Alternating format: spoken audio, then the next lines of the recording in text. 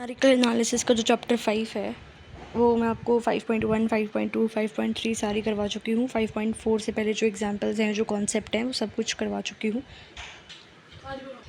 तो सीक्वेंस में अगर आपने वीडियोस देखी होगी तो आपको समझ में आ गया होगा सारा कंसेप्ट। बहुत इजी चैप्टर है, थोड़ा बड़ा है बट इजी है, मुश्किल नहीं है। क्वेश्चन सिमिलर टाइप्स के ही हैं हर जगह। तो 5.4 एक्सरसाइज जो है इस वीडियो में हम करेंगे। पहला क्वेश्चन है, नॉर्मल डिस्ट्रीब्यूशन को डिफाइन करना है और स्टैंडर्डाइज्ड फॉर्म को डिड्यूस करना है। तो जो मैंने आपको नॉर्मल डिस्ट्रीब्यूशन इंट्रोडक्शन जिसमें कराया था, 12-13 मिनट की वीडियो है, उसमें ये मैंने आपको करवा दिया था। ठीक है, बाकी फिर भी आप सोल्यूशन चेक कर सकते हो।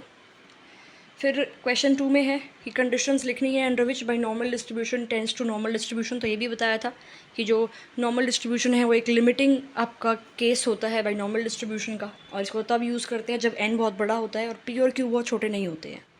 ठीक है। क्वेश्चन 3, मीन दे रखा है आपको, स्टैंडर्ड डेविएशन दे रखा है। तो इससे आप z की वैल्यू निकाल लो, क्योंकि क्वेश्चंस में आप z की वैल्यू निकाल के ही सॉल्व करते हो क्वेश्चन को, है ना।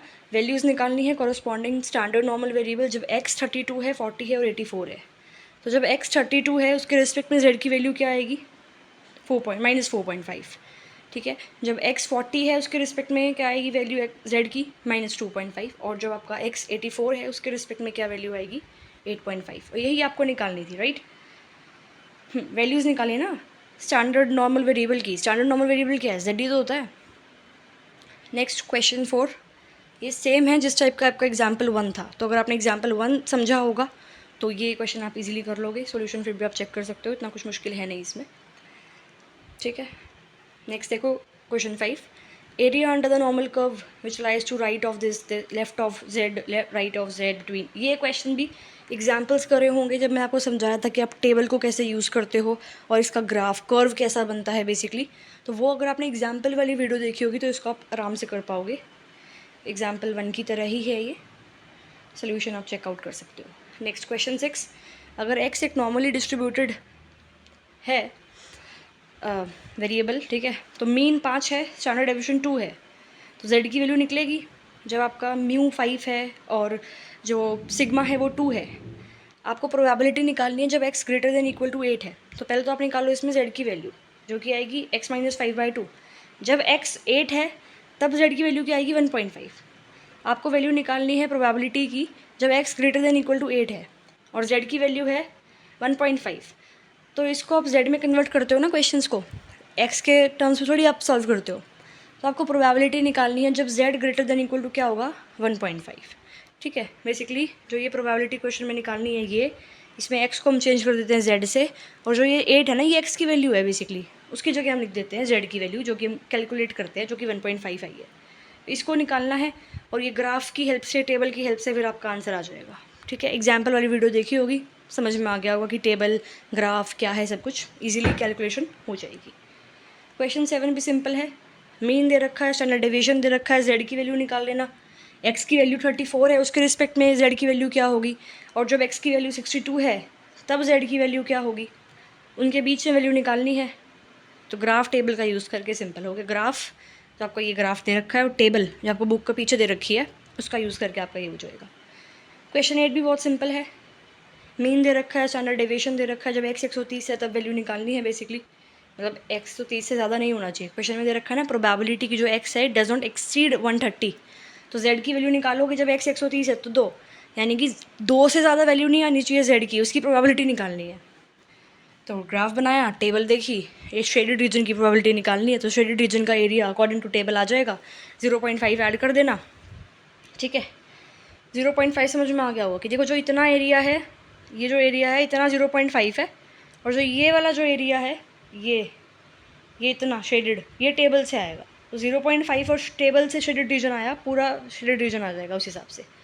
क्वेश्चन 9 भी बहुत सिंपल क्वेश्चन है, एग्जाम्पल्स देखे होंगे तो इजीली ये भी हो जाएगा। नेक्स्ट 10th भी बहुत सिंपल है, मीन दे रखा है, स्टैंडर्ड डेविएशन दे रखा है, तो x की जो वैल्यू है वो निकालनी है, 13% of the area of its left, 14% of the area of its right. तो देख सकते हो बहुत ही सिंपल है क्वेश्चन। ठीक है। Area to the left of x1 13% दे रखा है। ठीक है। तो फर्स्ट पार्ट अगर हम देखें तो आपका प्रोबेबिलिटी निकालनी है जब x is less than equal to x1, तो x की जगह हम z लेते हैं, x1 को माइनस z1, ठीक है, इस तरह से करेंगे इसको। फिर z is less than equal to minus z1, ठीक है, तो this z will be less than equal to 0, जो कि 0.37 हो जाएगा टेबल से देख के। ये वाला जो एरिया है 0.37, राइट। एग्जाम्पल की तरह ही है ये, एक बार रीड कर लेना, आपको समझ में आ जाएगा ईजीली। नेक्स्ट क्वेश्चन 11th भी ये एग्जाम्पल की तरह ही है, परसेंटेज निकालनी तो लास्ट में इनटू 100 कर देना। 12th जो है ये भी सिंपल ही है, 13th भी सिंपल है, मीन दे रखा है, स्टैंडर्ड डेविएशन निकालना है, z निकालोगे इनटू 1000 कर दोगे क्योंकि नंबर ऑफ बल्ब्स निकालना है। नेक्स्ट क्वेश्चन 14 आपका एक्सरसाइज 5.4 का, ये भी बिल्कुल सिंपल है, परसेंटेज निकालनी है, लास्ट में तो इनटू 100 कर देते हैं। फिर 15th भी बिल्कुल सिंपल है, नंबर ऑफ़ वर्कर्स निकालने हैं, इसलिए इनटू में 10,000 कर देते हैं क्योंकि दे रखा है इसमें, ठीक है। इस तरह से बेसिकली जो 10,000 है ये आपने क्या करा है, पॉइंट हटाने के लिए किया है, तो नंबर ऑफ़ वर्कर्स आ जाएंगे इस तरह से, ठीक है। ध्यान से देख लेना इस क्वेश्चन को थोड़ा, क्या करा है इसमें। 16th क्वेश्चन भी बहुत सिंपल है, बस इसमें परसेंटेज है 7% को हम 0.07 लिख रहे हैं, तो बेसिकली ये चीज़ करी है इसमें, बाकी सिंपल है क्वेश्चन। ग्राफ बन गया तो एक बार टेबल को देख के आप इजीली वैल्यूज़ निकाल पाएंगे। बेसिकली आप ग्राफ बना के शेडेड रीजन निकाल लिया करो, तो क्वेश्चन उससे थोड़ा आसान हो जाता है, आपको क्लियरली समझ में आ जाता है कि निकालना क्या है, ठीक है। एरिया मेथड पिछली ही वीडियो में करवाया था 10-12 मिनट में, दोनों मेथड कराए थे, एरिया मेथड भी और जो आपको दूसरा मेथड है ऑर्डिनेट वाला वो भी करवाया था। तो एरिया मेथड तो सिंपल ही है, XF निकालना है, D निकालना होता है, D² निकाला, बेसिकली आपने मीन निकाला और मीन के बाद आपने स्टैंडर्ड डेविएशन निकालते हैं पहले, और कैपिटल N की वैल्यू जो कि 1000 है वो निकालनी होती है फर्स्ट स्टेप में।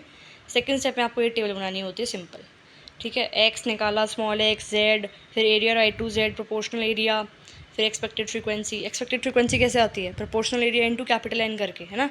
पिछली वीडियो देख लेना, समझ में आ जाएगा। So this was all about 5.4 solutions मैंने दिखाई दिए आपको, एग्जाम्पल्स कर रखे होंगे, तो एक्सरसाइज बहुत ही आसान है, तो इसको खुद कर लेना, ठीक है। कोई डाउट हो तो कमेंट्स में पूछ लेना।